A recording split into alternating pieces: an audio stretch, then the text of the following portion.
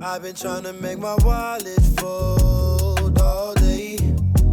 Cashing in my dreams big. Hey guys, what's up? It's Jacoby. Welcome back to my channel. If you're new here, go ahead and subscribe. I post volleyball videos, volleyball vlogs, volleyball tutorials, college volleyball stuff, recruiting, all that stuff. So if you're interested in that, make sure to subscribe.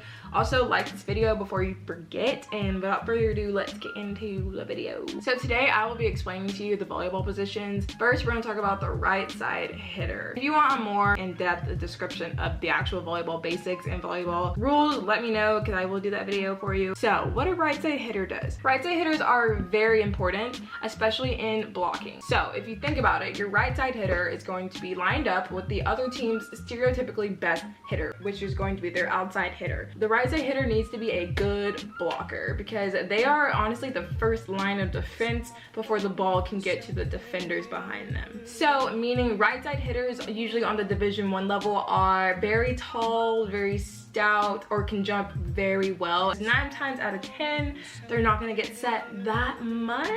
Like right sides get set, but not as often as an outside hitter, just because an outside hitter gets all like the out of system balls, the trash balls, or just a set. So now in some systems, right side hitters are the backup setter. It's also a good idea for right side hitters to have good hands and be able to set the ball, because if the setter takes the first ball, they're usually the second person in line to set the ball. Or there's also another system where the libero would take the second ball, which is usually more common once you get older. So obviously you can be left-handed or right-handed playing any position, obviously, but stereotypically most right sides are left-handed, just because the ball, once it's set backwards from the setter, it doesn't have to cross your shoulder to your right arm, but you can just swing with your left, and it's a lot harder for people to block because either A, they don't know you're lefty, or they just don't know where to line up on you because they are not used to blocking left-handed people. So yeah, that's why you see a lot of left-handed right side hitters. But obviously you can be a right-handed right side hitter. I was, and sometimes a right-handed hitter on the right side can be really good at letting the ball cross your shoulder and just hit straight down the line. So don't be discouraged if you're not a left-handed hitter. It's gonna be okay. Next, we're gonna talk about middle blockers slash middle hitters. Being a middle is hard work because you have to block everything, and that is a lot of cardio and that is a lot of work.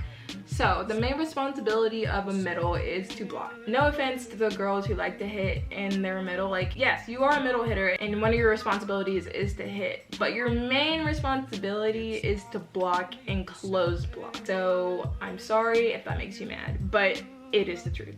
So middle blockers are stereotypically, you know, we all know if you're a volleyball person, they're usually very tall. They're usually the tallest people on your team. But as you get older, obviously you can be a shorter middle blocker. Like I was a middle blocker and I'm 5'11", 5'10", so you know, it's not always about height. Sometimes it's like the person who can jump the highest on the team is the middle, so it really varies. Now, as for hitting, a middle, it needs to always be up and available because you want to spread out the offense. Meaning, if you're a setter and you keep setting the outside or the right side, they're gonna get blocked every single time because you're predictable, and the other team's just gonna be like, oh, well, I'm just gonna stand out here because she is not gonna set her middle, so I'm just gonna stand out here and block her outside every single time. Being a middle, you have to be available and up, and you can't just be like, oh, I'm blocking, and that's it, and just kind of like watch around and get in the way. Like, no, you need to be up, ready for a quick set or a 2 set, which is just like a high ball in the middle or something like that. Or you need to be able to go behind the setter and run like a slide if there's only 2 hitters up in the setter's front row. So honestly, a middle is being a middle is hard work, and it's not for everybody, I will say, but being a middle is hard, and I commend people who play middle. Now, moving on to outside hitters. I am an outside hitter slash middle hitter, but the one I prefer is outside because it's just more fun. To be honest. But an outside hitter, you also have a bunch of responsibilities. You have to block, pass, play defense, hit most of the balls, so it's kind of hard. Usually people who play outside are multi-skilled or have 2 skills that they can play all the way around. You see a lot of DSs that play outside hitter because they can also hit, but they also have really great defense. So that's why in my past videos I always talk about, if you're an outside hitter, like, you need to have good defense and good servicey, because that's pretty much half of the time that's what you're doing. But anyways, outside hitters are usually around, well, at the Division I level, they're usually around 5'10" to like 6 foot and above. And and I'm considered undersized. Like I'm 5'10", and I still played outside. As an outsider, your biggest responsibility is getting kills, because usually when you're out of system, they're gonna set the outside, and you need to be able to do something with the ball and not air.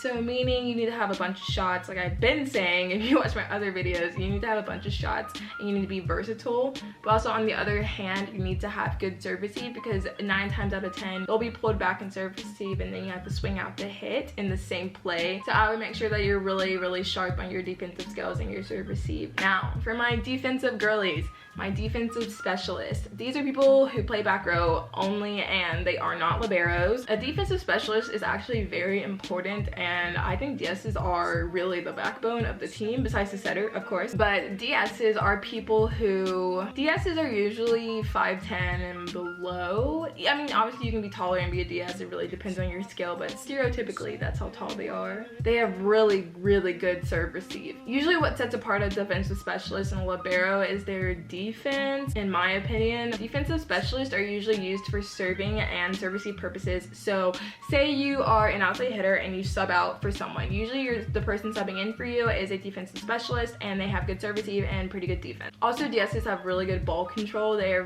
very vocal, and they're fast. Next, we're gonna move on to liberos. Liberos are so important in volleyball. Liberos are the girls in the different colored jersey. Liberos are your best defensive, best serve receiver, second best setter usually, so they're very important. Liberos are typically very vocal, very loud and scrappy. They have really great hustle. They're always on the ground somehow, and they're always covering, and they're always very excited usually. That's how that goes. Liberos also need to have a good serve, because you serve for one person or one middle. Typically, if your libero is being used for your middles, then one middle can serve and then one middle cannot serve. So the libero will serve for the person, or for the middle, who can't serve, and that means that the libero needs to have a pretty good serve. So essentially, a libero is a DS, a serving specialist, and a setter rolled into one. Lastly, we're gonna talk about setters. Setters are like the quarterback of the team, basically. They know everyone, they know everything about everyone, they know the tendencies, they know how to set one person, how to set the other. They are very cerebral and very smart.